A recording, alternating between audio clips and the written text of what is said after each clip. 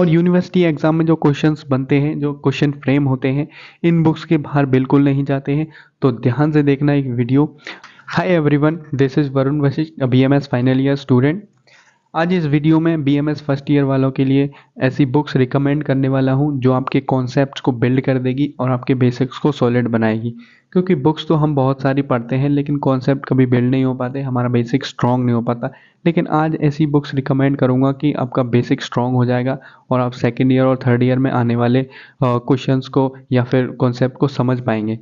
So first year BMS के लिए ये बुक इनफ है और इनमें जो कंटेंट दिया हुआ है वो लिमिटेड है और एग्ज़ाम बेस्ड है।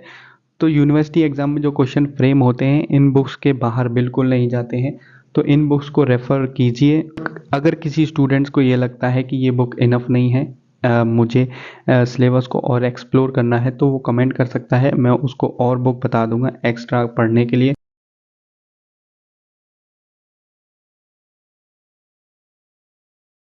सबसे पहले मैं बात करूँ संहिता की, तो हमें एक सिंपल लैंग्वेज की ज़रूरत है और ऐसी लैंग्वेज हो जो हमें एक बार पढ़ने के बाद दोबारा देखने की ज़रूरत ना पड़े।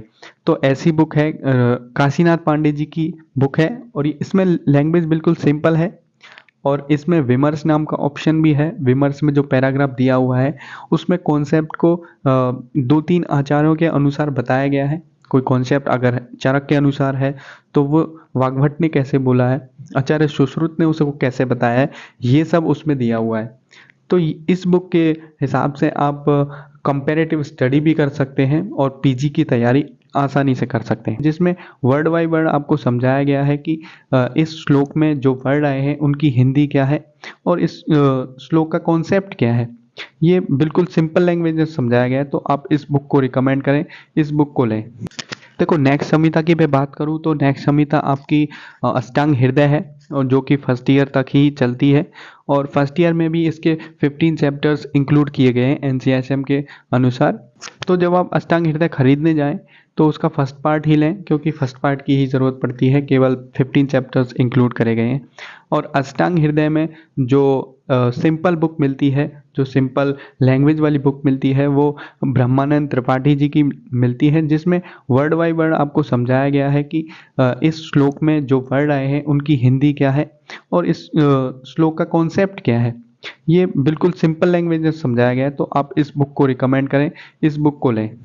नेक्स्ट मैं बात कर रहा हूँ पदार्थ विज्ञान की। बहुत सारे स्टूडेंट डिफ़िकल्टीज महसूस करते हैं इसको समझने की। पदार्थ विज्ञान में कॉन्सेप्ट बेस्ड क्वेश्चन आते हैं और कॉन्सेप्ट ऐसे होते हैं जो कॉम्प्लेक्स होते हैं कि बुक में इसमें नोट्स बेस्ड आपको कॉन्सेप्ट मिलेंगे और सारे कॉन्सेप्ट एकदम क्लियरली मेंशन किए हुए हैं नोट्स की फॉर्म में। आपको नोट्स बनाने की कोई ज़रूरत नहीं है, इसमें जो लिखा है उतना इनफ है। नेक्स्ट मैं बात कर रहा हूँ संस्कृत की।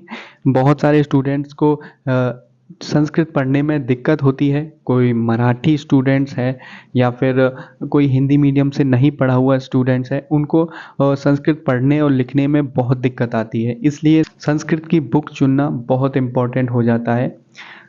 अगर आपको कहीं नोट्स मिल जाएं संस्कृत के या फिर आपके टीचर्स नोट्स बनवा रहे हैं तो वो इम्पॉर्टेंट है, आप नोट्स के हिसाब से चलें, क्योंकि संस्कृत नोट्स बेस्ड है। नोट्स नहीं बनाएंगे तो संस्कृत नहीं हो पाएगी। संस्कृत के नोट्स से ही आपको यूनिवर्सिटी एग्ज़ाम क्रैक हो सकते हैं। लेकिन आपको अगर बुक चाहिए, आपको ऐसा लग रहा है कि नोट्स से नहीं हो रहा है, तो बुक में रिकमेंड करूँगा डॉक्टर त्रिवेणी शास्त्री जी की बुक आती है, वो आप ले सकते हैं।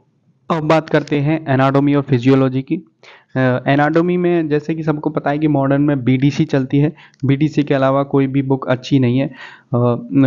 आयुर्वेद की मैं बात करूँ तो महेंद्र सिंह नाम की बुक आती है। महेंद्र सिंह की बुक में इसमें नोट्स बेस्ड आपको कॉन्सेप्ट मिलेंगे और सारे कॉन्सेप्ट एकदम क्लियरली मेंशन किए हुए हैं नोट्स की फॉर्म में। आपको नोट्स बनाने की कोई ज़रूरत नहीं है, इसमें जो लिखा है उतना इनफ है। अब मैं बात करता हूँ फिजियोलॉजी की। मॉडर्न फिजियोलॉजी में अगर आपको नोट्स बेस्ड पढ़ना है या फिर एग्ज़ाम बेस्ड पढ़ना है, केवल एग्ज़ाम्स के लिए पढ़ना है, तो आप सेम्युलिंगम को रेफ़र कर सकते हो। सेम्युलिंगम के अंदर नोट्स बना के कॉन्सेप्ट को मेंशन किया हुआ है और सेम्युलिंगम की एक खास बात ये है कि इसमें लिमिटेड कंसेप्ट दिए हुए हैं, लिमिटेड मटेरियल दिया हुआ है, तो आपको ज़्यादा नहीं पढ़ना पड़ेगा।